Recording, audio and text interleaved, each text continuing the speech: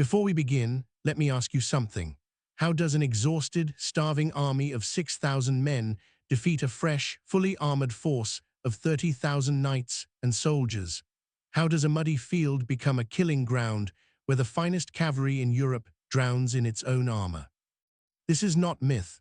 This is not exaggeration.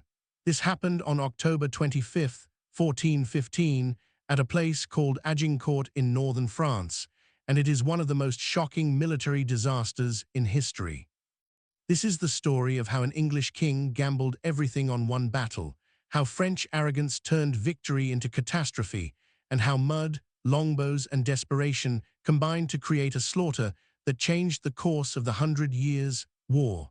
No romantic legends, no Hollywood fantasy. Just the facts, the mud, and the thousands of armored men who suffocated in it. If this video teaches you something new, here's all I'm asking: hit that like button, drop a comment, share it with someone who thinks medieval warfare was all about knights and honor. We are building something here, a place where history gets told the way it actually happened, brutal and unfiltered. Now let's go back to October 1415, to an English army trapped in France, because to understand how Agincourt became a massacre, you need to see just how desperate Henry V's situation was. Henry V was 28 years old in 1415, and he was gambling his kingdom on a war he could not afford to lose. He had become King of England in 1413, inheriting a realm that was bankrupt, politically divided, and exhausted from decades of internal conflict.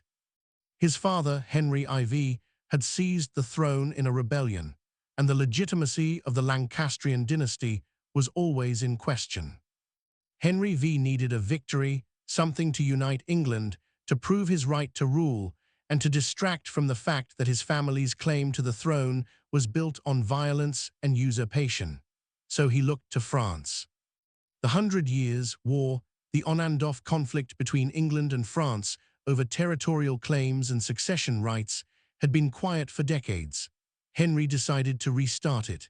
He claimed the French throne, arguing that his great-great-grandfather Edward III had a legitimate claim through his mother. The French rejected this, obviously, but Henry did not care. He wanted war, and he would create the justification.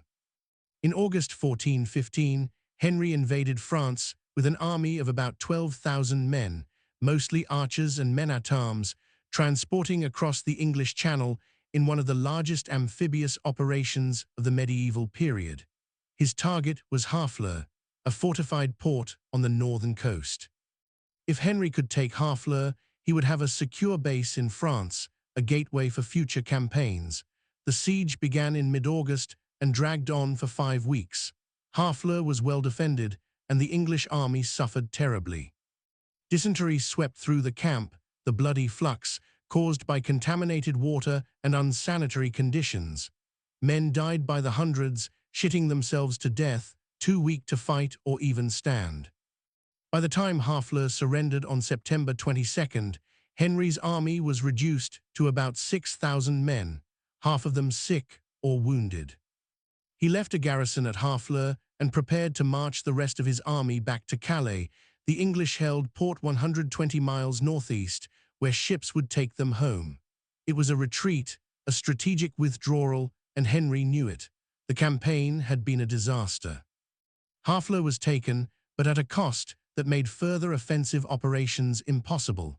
The march to Calais should have been straightforward, 8 or 9 days through friendly or neutral territory. It was not. The French had been mobilizing since Henry landed, and by October they had assembled a massive army to intercept him. Charles VI, the King of France, was insane, literally suffering from bouts of madness where he believed he was made of glass and would shatter if touched. He could not lead the army. Command fell to a council of French nobles: Charles d'Albret, the Constable of France, and the senior military commander, Jean Duke of Alençon, Charles Duke of Orleans, and dozens of other lords and knights. These men commanded the largest and most powerful military force in Europe.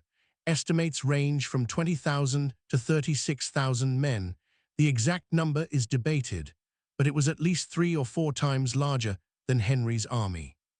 The French plan was simple: block Henry's route to Calais, force him to fight, and destroy his army. The English were exhausted, sick, and running out of supplies. The French were fresh, well-fed, and confident.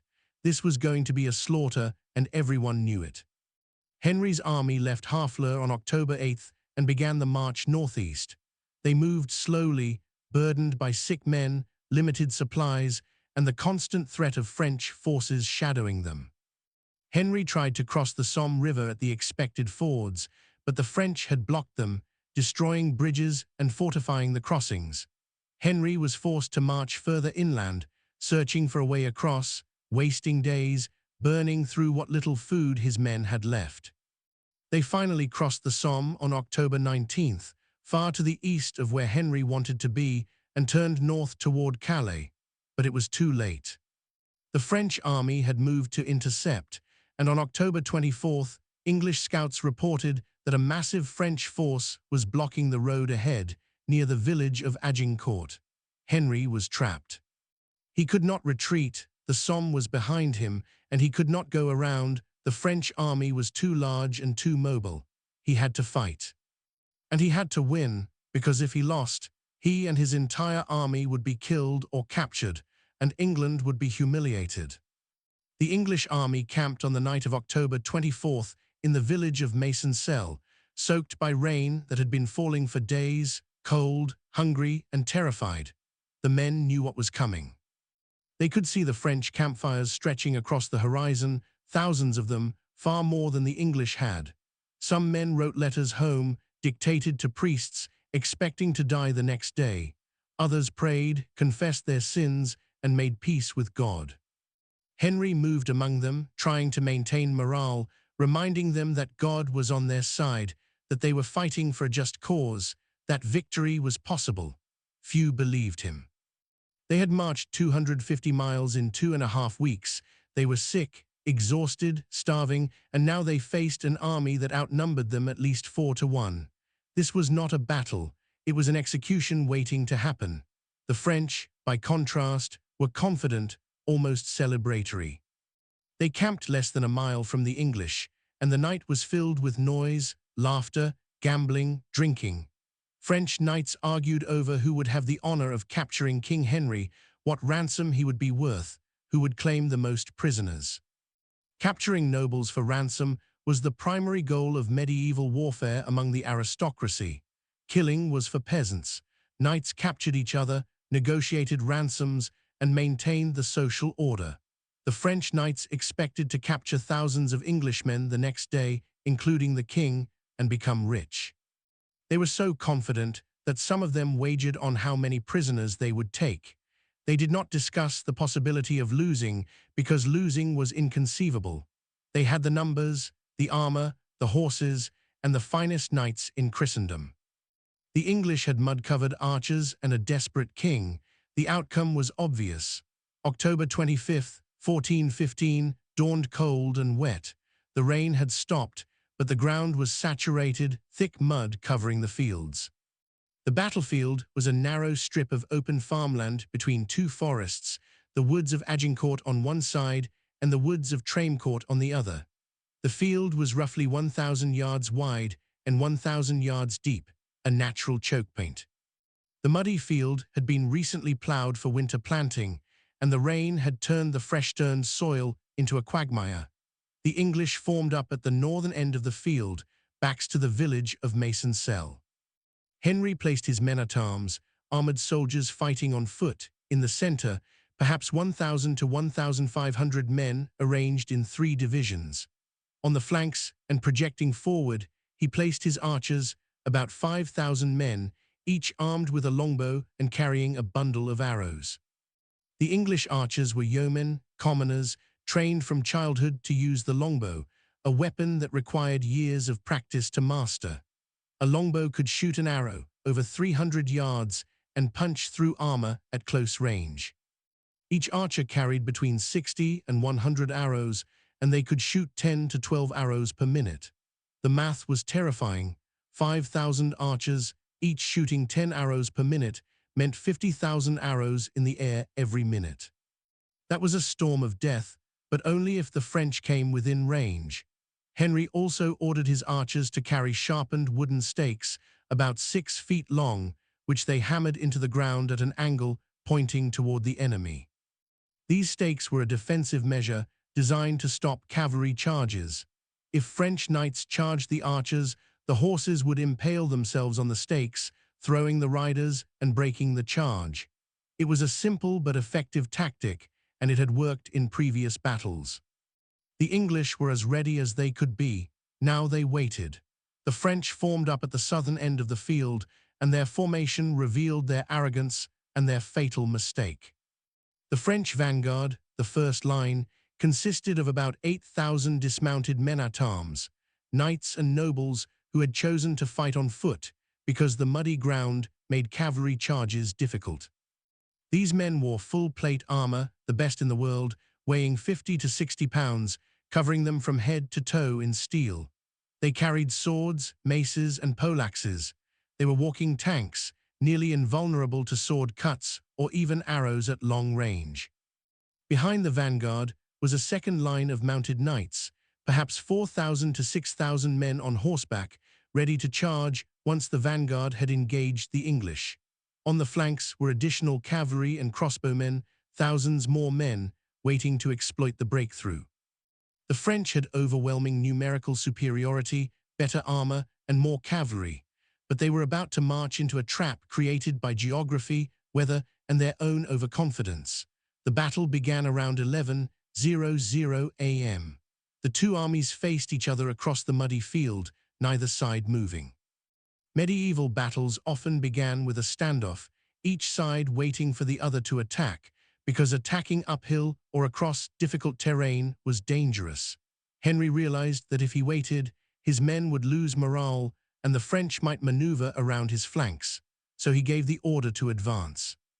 The English army moved forward about 300 yards, closing the distance, and stopped just within longbow range of the French. The archers hammered their stakes into the ground, formed up, and waited. Henry was daring the French to attack, and the French took the bait. The French vanguard began to advance, 8,000 armored men marching across the muddy field toward the English line. It should have been an unstoppable juggernaut, a wall of steel that would simply walk over the English archers and crush the men-at-arms. But the mud changed everything. The field was a swamp, every step was a struggle. The French knights, wearing 50 to 60 pounds of armor, sank into the mud with every step. Their boots and sabatons stuck in the thick clay, requiring enormous effort to pull free. The march across the field, which should have taken minutes, took much longer, and the French were exhausted before they even reached the English. And as they struggled through the mud, the English archers opened fire. The sound of 5,000 longbows releasing simultaneously is indescribable. A hum, a roar, like wind through trees, followed by the whistle of thousands of arrows in flight. The first volley hit the French vanguard like a hammer. Arrows slammed into armor, shields, helmets, horses. At long range, the arrows could not penetrate plate armor consistently, but they did not need to. The arrows hit visors, slits in helmets, gaps in armor, unprotected horses. Men were struck in the face, blinded, killed. Horses were hit in the neck, chest, legs, and they panicked, bucking and throwing their riders. The French cavalry on the flanks, which had charged ahead of the vanguard to break the English archers, rode straight into the storm of arrows and the sharpened stakes. Horses impaled themselves, screaming, dying, creating a chaotic tangle of wounded animals and unseated riders. The cavalry charge disintegrated before it reached the English lines. The dismounted French vanguard kept coming, but they were slower now, exhausted, and the arrows kept falling. Every step was agony. The mud sucked at their feet, the weight of their armor dragged them down, and the arrows kept hitting them, a relentless steel rain. The French vanguard finally reached the English line, and the melee began. Thousands of armored men crashed into each other in the mud, swords, axes, and polearms swinging, men grunting, screaming, dying. The English men-at-arms, outnumbered but fighting on firmer ground, held their position. The archers, having exhausted most of their arrows, dropped their bows, grabbed swords, axes, hammers, and joined the melee, attacking the flanks of the French formation. The fighting was brutal, chaotic, and the French were at a terrible disadvantage. They were packed together so tightly that they could barely swing their weapons. The narrow field, only 1,000 yards wide, funneled the entire French vanguard into a dense mass where numbers became a liability. Men in the front ranks were pushed forward by men behind them, stumbling over bodies, slipping in the mud, falling, and once you fell in that crush, you did not get up. The mud was the killer. French knights, exhausted from the march, hit by arrows, now fighting in close combat, began to fall, and once they fell into the thick, clinging mud, they could not get up. The weight of their armor, the suction of the mud, and the press of men around them made it impossible. Fallen knights drowned in inches of mud, suffocated by their own helmets, crushed by men falling on top of them. The field became a mass grave.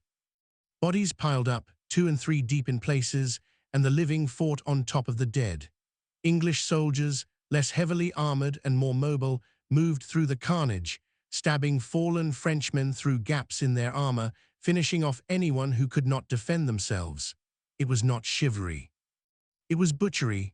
The French second line, seeing the disaster unfolding in front of them, hesitated.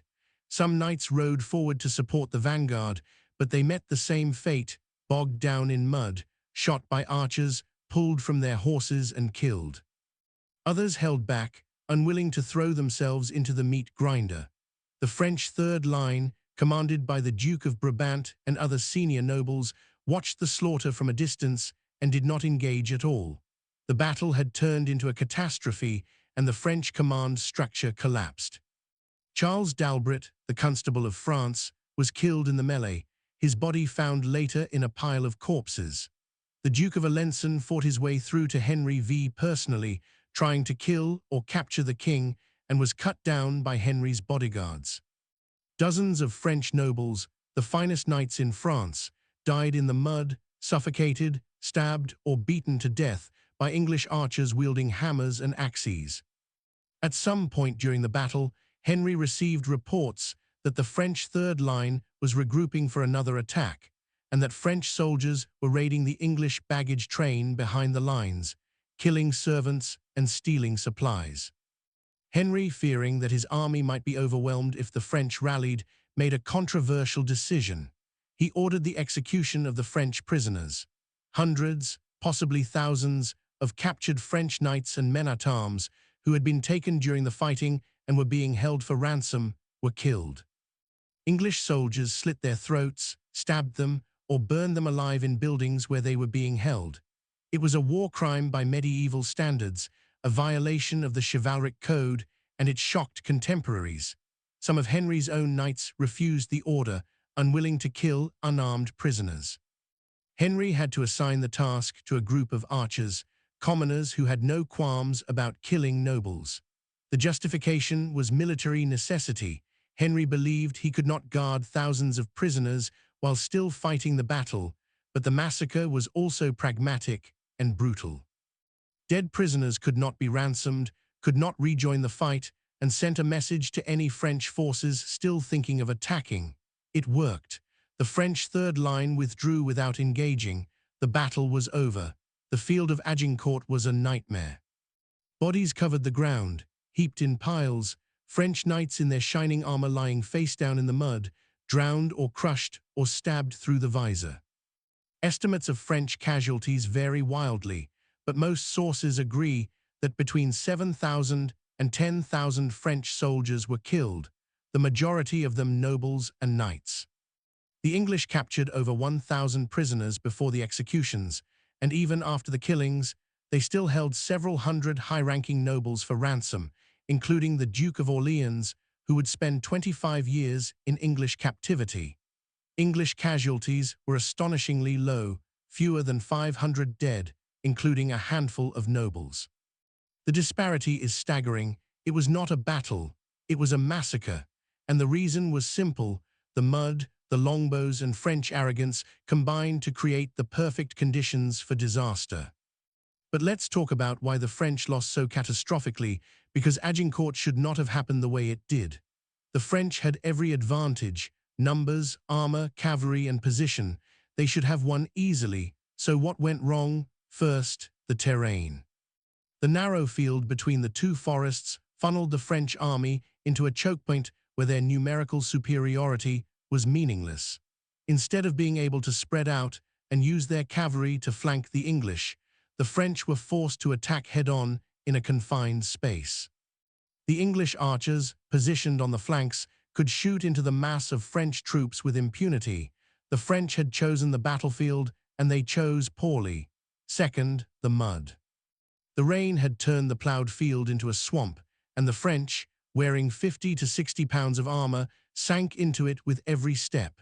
The march across the field exhausted them before the fighting even began. When they fell, they could not get up. The mud was as lethal as any weapon. The English, wearing less armor and fighting on slightly higher, firmer ground, had a massive mobility advantage. Third, the longbow. English archers could shoot 10 to 12 arrows per minute at ranges over 300 yards. French crossbowmen, positioned in the rear, could not even get into range because the dismounted knights were blocking their line of fire. The English archers poured tens of thousands of arrows into the French formation, and even though plate armor protected against many of the shots, enough arrows found gaps, visors, joints, and unprotected horses to cause massive casualties and chaos. The psychological impact was also immense. Imagine marching through mud, exhausted, while thousands of arrows fall around you, hitting your friends, your horse, ricocheting off your helmet. It is terrifying. Fourth, tactics. The French vanguard chose to fight on foot, thinking it would give them better stability in the mud. It did the opposite. Dismounted knights were slower, more vulnerable, and less mobile than mounted cavalry. They gave up their primary advantage, shock and speed, for the illusion of stability, and it cost them everything. The English, by contrast, used combined arms effectively. Archers disrupted and damaged the French advance, and men-at-arms finished the job in close combat. Fifth, command and control. The French army had no unified command. Charles d'Albret was the senior commander, but dozens of nobles commanded their own retinues, and there was no coordination. Each lord wanted the glory of capturing English nobles, so they all attacked at once, creating a chaotic mass with no tactical coherence.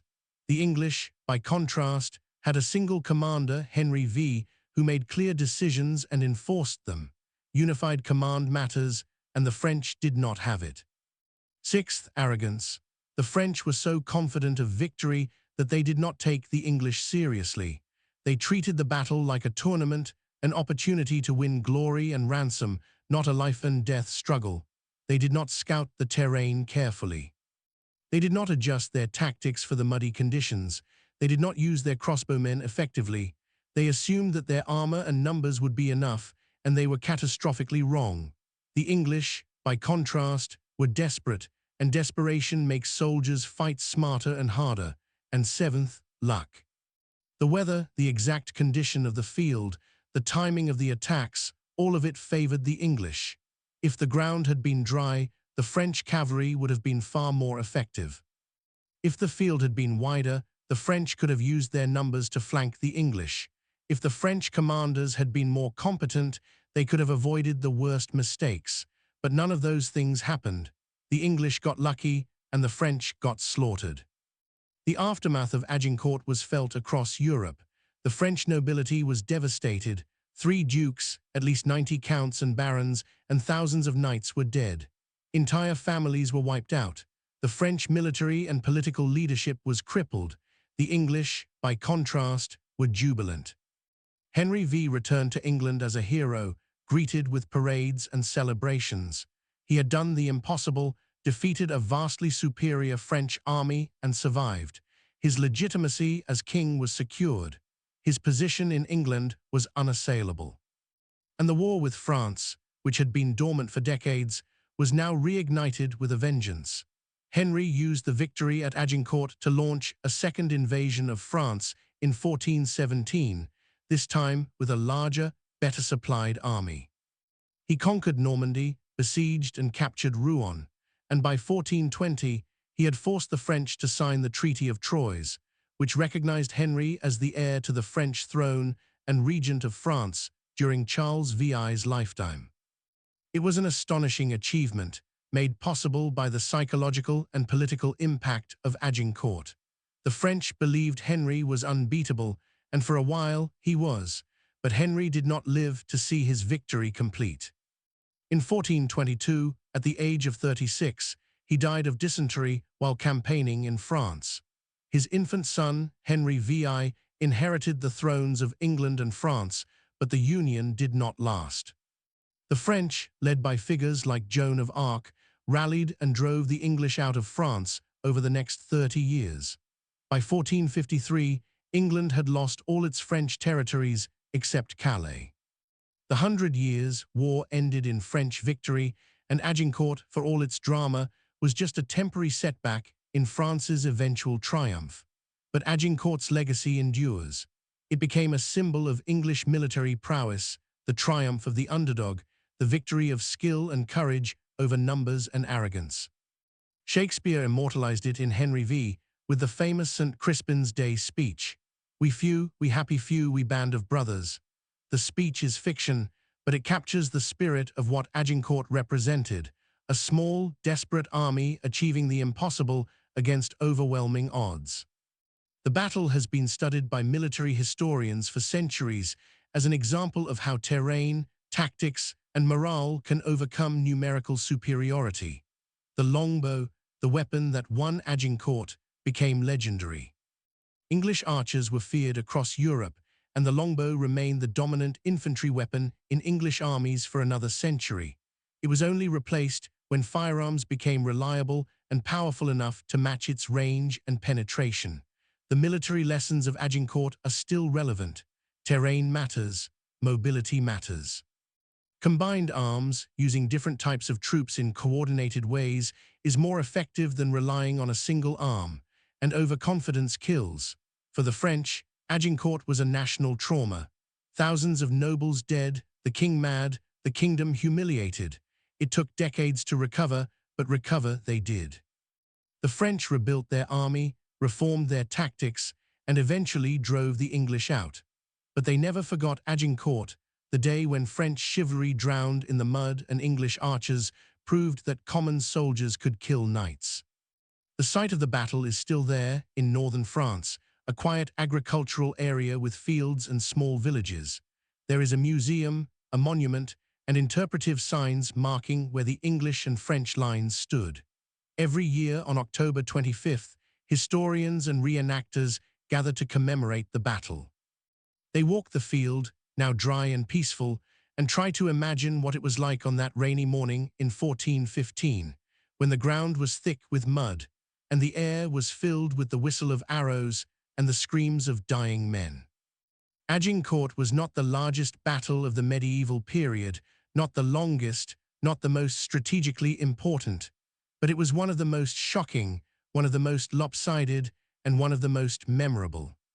It was the day when everything that could go wrong for the French did go wrong, and everything that could go right for the English did go right. It was the day when mud and longbows defeated plate armor and chivalry. It was the day when 6,000 exhausted men destroyed an army of 30,000, and it was a reminder, written in blood and mud, that in war nothing is certain and arrogance is often punished with death. Word count, 9,001 words.